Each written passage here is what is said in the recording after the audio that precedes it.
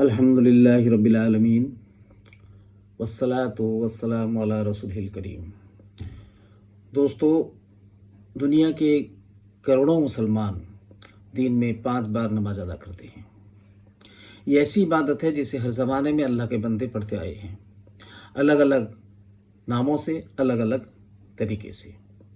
ویدوں کے زمانے میں یعنی ویدک پیریڈ میں اسے سندھیا بندنا کہا جاتا تھا اور دن میں 3 بار ادا کی جاتی تھی۔ تورات کے زمانے میں 2 بار نماز پڑھی جاتی تھی، اسے شمع کہا جاتا ہے۔ ابھی بھی یہودی قوم کے لوگ اذان دے کر نماز پڑھتے ہیں، آپ یوٹیوب پہ دیکھ سکتے ہیں۔ قرآن نے 5 بار نماز ادا کرنے کا حکم دیا، جسے عربی میں صلاح کہتے ہیں۔ تو نماز اتنی اہم عبادت ہے کہ ہر حال میں پڑھنے کا حکم دیا گیا ہے۔ حالت اچھی ہو، خراب ہو، تنگی ہو، بیماری ہو، بندہ دکان میں ہو، آفس میں ہو، سفر میں ہو، نماز ادا کرنا ہے۔ دل چاہے تب بھی کرنا ہے، دل نہ چاہے تب بھی کرنا ہے۔ کھڑے ہو کر پڑھو، کھڑے نہیں ہو سکتے بیٹھ کر پڑھو، بیٹھ نہیں سکتے لیٹ کر پڑھو، مگر پڑھو۔ جنگ کے میدان میں بھی اللہ نماز چھوڑنے کی اجازت نہیں دیتے۔ تو آخر نماز پڑھنا اتنا ضروری کیوں ہے؟ آپ دیکھتے ہیں ہر مسجد سے دن میں 5 بار اذان کے ذریعے نماز کے لیے بلایا جاتا ہے، اور اس میں ایک لائن یہ کہی جاتی ہے، حی علی الصلاح، حی علی الصلاح، حی علی الفلاح، یعنی نماز کی طرف آؤ، کامیابی کی طرف آؤ۔ اس کا مطلب یہ ہے کہ نماز پڑھو گے تو کامیاب ہوگے۔ یہ کامیابی کیسی ہے اور نماز پڑھنے سے کیسے ملتی ہے، اسی پر ہمیں کچھ بات کرنا ہے۔ جب ایک باپ اپنے بچے سے کہتا ہے، بیٹا پڑھائی کرو گے، اسکول جاؤ گے تو کامیاب ہوگے، ڈاکٹر بنو گے، انجینئر بنو گے، تمہارا بنگلہ ہوگا، گاڑی ہوگا، سوسائٹی میں رتبہ ہوگا، تو کیا بچہ یہ سمجھ لیتا ہے؟ اسے تو کھیلنا پسند ہے، کھلونے پسند ہیں، چاکلیٹ پسند ہے، آئس کریم پسند ہے۔ وہ یہ نہیں سمجھ پاتا کہ یہ روز روز اسکول جانے سے، ABCD کا رٹ لگانے سے، کتابیں پڑھنے سے وہ کیسے کامیاب ہوگا۔ اس طرح جب اللہ کہتے ہیں کہ نماز پڑھو گے تو کامیاب ہوگے، بندہ سمجھ نہیں پاتا کہ نماز پڑھنے سے کیسے کامیاب ہوگا۔ دنیا کی کامیابی یہ ہے کہ انسان کو اچھی زندگی ملے، راحت اور سکون والی زندگی ملے، اور آخرت کی کامیابی یہ ہے کہ اسے جنت مل جائے۔ یہ تب ممکن ہے جب انسان نیک بنے گا، اچھا بنے گا، برے کام چھوڑ دے گا۔ لیکن اچھے کام کرنا اور برے کام چھوڑ دینا آسان نہیں ہے، کیونکہ خواہشات ہم سے گناہ کرواتی ہے۔ تھوڑے سے مزے کے لیے ہم گناہ کرتے ہیں، مزہ تو یاد نہیں رہتا، مگر گناہ ہمارے اعمال نامے میں درج ہو جاتا ہے۔ اگر انسان خواہشات کو قابو نہیں کرے گا، انہیں نہیں دبائے گا، وہ ایک بھی گناہ نہیں چھوڑ سکتا، ایک بھی گناہ نہیں چھوڑ سکتا۔ آپ آزما کر دیکھ لیں، ایک جھوٹ سے بچنے کے لیے بھی اپنی خواہش کو دبانا پڑے گا، آرزوؤں کو کچلنا پڑے گا۔ صدقہ کرنے کے لیے بھی، زکوٰۃ دینے کے لیے بھی نفس کا مقابلہ کرنا پڑے گا، اسے دبانا پڑے گا۔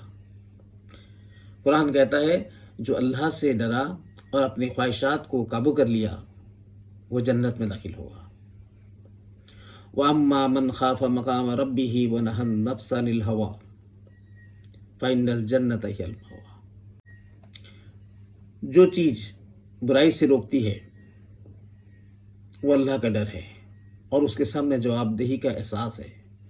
اللہ کا خوف ہو تو انسان تنہائی میں بھی گناہ نہیں کرتا، مگر اللہ کا ڈر نہیں ہے تو دنیا کی کوئی طاقت انسان کو گناہ کرنے سے، جرم کرنے سے نہیں روک سکتی۔ میں ایک مثال دیتا ہوں۔ ایک غریب آدمی آدھی رات میں ایک سنسان سڑک پر جا رہا تھا۔ راستے پر اس نے ایک بیگ پڑا ہوا دیکھا تو اسے اٹھا لیا۔ بیگ روپے سے بھرا ہوا تھا۔ اس نے ادھر ادھر دیکھا اور بیگ لے کر خوشی سے گھر چلا گیا۔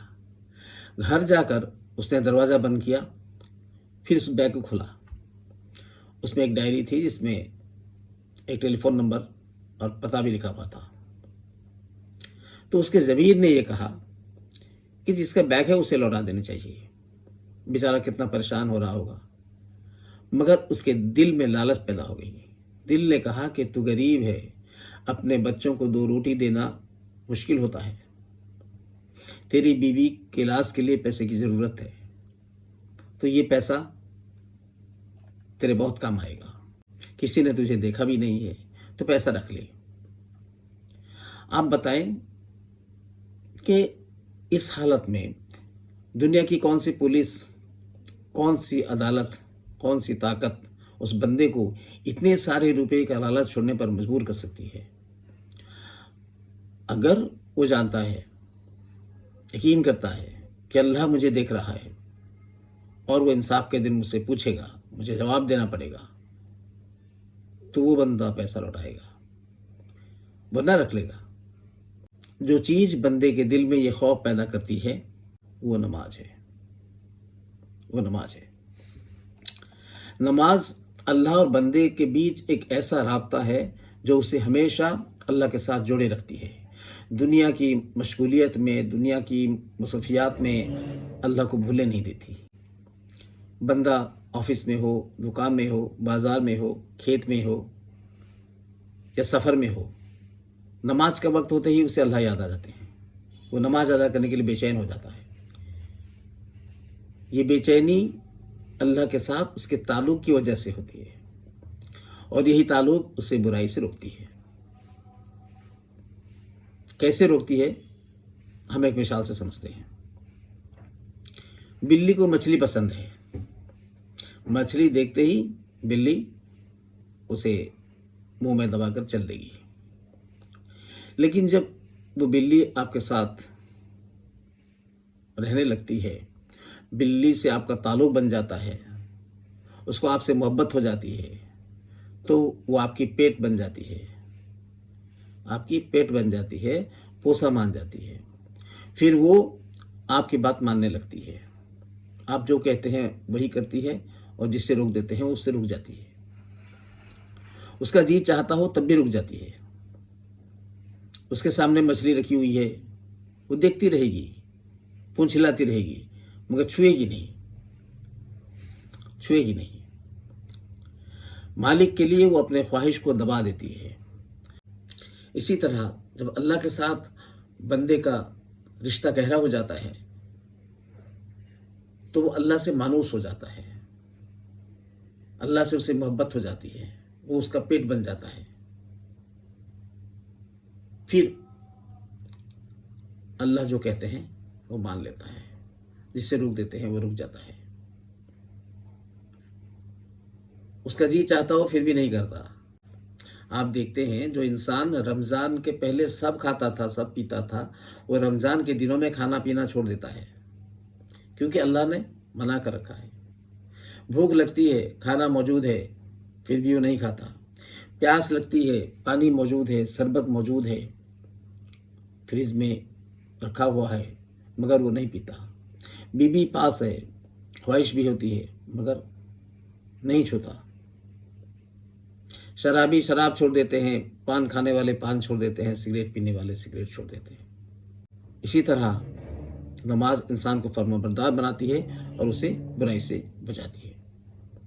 جب وہ برے کام چھوڑ دیتا ہے تو پاک ہو جاتا ہے، متقی بن جاتا ہے، اللہ کا ولی بن جاتا ہے، اور اسے جنت نصیب ہوتی ہے۔ یہی وہ کامیابی ہے جو نماز میں چھپی ہوئی ہے، جس کو اعلان کرتے ہوئے اللہ کہتے ہیں قد افلح من تزکا وذکر اسم ربہ فصلی۔ یقیناً وہ کامیاب ہوا جو خود کو پاک کیا، اپنے رب کا نام لیتا رہا اور نماز ادا کرتا رہا۔ اللہ کے رسول صلی اللہ علیہ وسلم نے بھی ایک مثال کے ذریعے یہ بات سمجھائی ہے۔ آپ صلی اللہ علیہ وسلم نے اپنے صحابہ سے پوچھا، اگر کسی کے گھر کے سامنے ایک نہر ہے اور وہ اس میں ہر دن نہاتا ہے، غسل کرتا ہے، تو کیا اس کے بدن میں کوئی میلہ باقی رہے گا؟ تو صحابہ کرام نے جواب دیا کہ کچھ میلہ باقی نہیں رہے گا۔ تو اللہ کے رسول صلی اللہ علیہ وسلم نے کہا یہی 5 نمازوں کی مثال ہے۔ اس سے اللہ تعالیٰ برے کاموں کے اثرات کو مٹا دیتے ہیں۔ اور قرآن نے حکم دیا ہے اتلو ما اوحی الیک من الکتاب وقیم الصلاۃ ان الصلاۃ تنہی عن الفحشاء والمنکر۔ اے نبی، جو کتاب آپ پر وحی کی گئی ہے اسے پڑھتے رہیں اور نماز کی پابندی کریں، یقیناً نماز بے حیائی اور برائی سے روکتی ہے۔ نماز کو اس کے آداب کے ساتھ ادا کرنی چاہیے اور اس طرح پڑھنی چاہیے جیسے یہ ہماری آخری نماز ہے، آخری سجدہ ہے۔ اطمینان کے ساتھ، محبت کے ساتھ رکوع اور سجدے کرنی چاہیے۔ نماز کو اس کے وقت پر ادا کرنا چاہیے، اور کبھی پڑھ لیے کبھی چھوڑ دیے تو نماز کا پورا فائدہ نہیں ملے گا۔ اگر کسی ڈاکٹر نے آپ کو دن میں 5 بار کوئی دوا لینے کے لیے کہا ہے تو 5 بار لینی ہے اور وقت پر لینی ہے۔ اگر آپ اپنی منمانی کریں گے، کسی دن 2 بار کھائیں گے، کسی دن 3 بار کھائیں گے، کسی دن نہیں کھائیں گے تو دوا اثر نہیں کرے گی، بیماری ٹھیک نہیں ہوگا۔ تو دوستو، نماز بندے کے فرما بردار ہونے کا اعلان ہے، یہ اس کے مسلمان ہونے کی دلیل ہے۔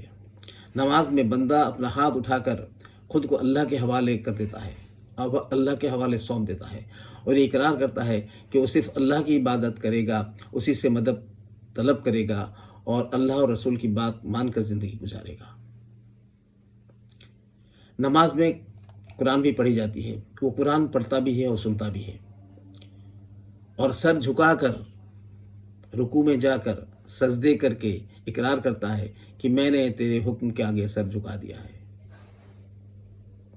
تو نماز بندے کا اپنے آپ کو سونپ دینے کا اظہار ہے، اپنی مرضی اللہ کے حوالے کر دینے کا اقرار ہے۔ اسی کا نام اسلام ہے، اور جو خود کو سونپ دیتا ہے اسے عربی میں مسلم کہتے ہیں، یعنی فرما بردار، اوبیڈینٹ۔ جو بندہ دن میں 5 بار اللہ کے سامنے حاضر ہوتا ہے، وہ اس بات کا ثبوت پیش کرتا ہے کہ وہ اس کا فرما بردار بندہ ہے، اوبیڈینٹ ہے، اور اس کی بندگی کے لیے تیار ہے۔ اسی بندے سے امید کی جاتی ہے کہ وہ اللہ کا حکم مانے گا اور اس کے رسول کا حکم مانے گا۔ جو حاضری دینے کے لیے تیار نہیں، وہ فرما بردار بھی نہیں، مسلم بھی نہیں۔ جو ملازم اٹینڈنس نہیں دیتا، سرکار بھی اسے ملازم نہیں مانتی، اسے تنخواہ بھی نہیں دیتی۔ اپنے کام کو آگے پیچھے کر کے ہر گھنٹے 2 گھنٹے میں نماز پڑھنا، وہ بھی 1-2 دن نہیں، ساری زندگی پڑھتے رہنا، اور دن میں 5 بار پڑھنا کوئی آسان کام نہیں ہے۔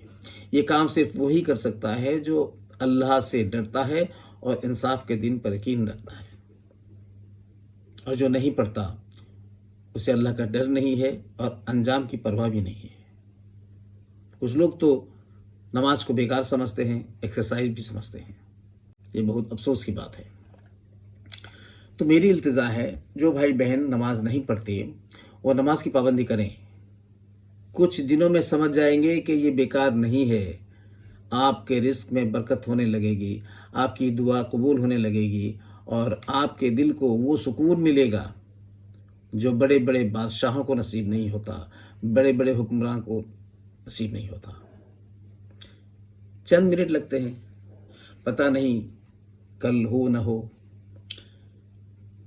جیسے ہم بیمار پڑ جاتے ہیں اور یہ سمجھ نہیں پاتے کہ کیسے بیمار پڑ گئے، ابھی تو ٹھیک تھے،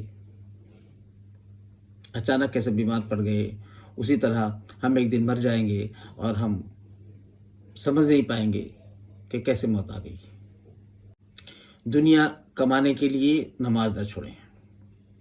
دنیا تو نماز پڑھنے والوں کو بھی ملتی ہے اور نہ پڑھنے والوں کو بھی مل جاتی ہے، جتنی تقدیر میں ہوگی مل جائے گی، مگر جنت نہیں ملے گی، جنت نہیں ملے گی۔ اللہ کے رسول صلی اللہ علیہ وسلم نے بھوکے پیاسے رہ کر بھی نماز پڑھا، عرب کی شدید گرمی میں بھی نماز پڑھے، نہ اچھا کھانا تھا، نہ اچھا بستر تھا، نہ ڈنلپ تھا، نہ پنکھا تھا، نہ اے سی تھا، نہ فریج تھا۔ ہمارے پاس آرام کے بہت کچھ سامان ہیں، مگر ہم سے نماز ادا نہیں ہوتا۔ آخر میں ایک بات کہوں گا، اگر نماز کے بغیر بھی انسان کا سدھر جانا ممکن ہوتا، اچھا انسان بن جانا ممکن ہوتا، تو اللہ تعالیٰ اسے 5 وقت نماز کی تکلیف میں ہرگز نہیں ڈالتے، کیونکہ نماز سے ان کا کوئی فائدہ نہیں ہوتا۔ اس لیے ہمیں اللہ سے توبہ کرنی چاہیے اور نماز قائم کرنی چاہیے۔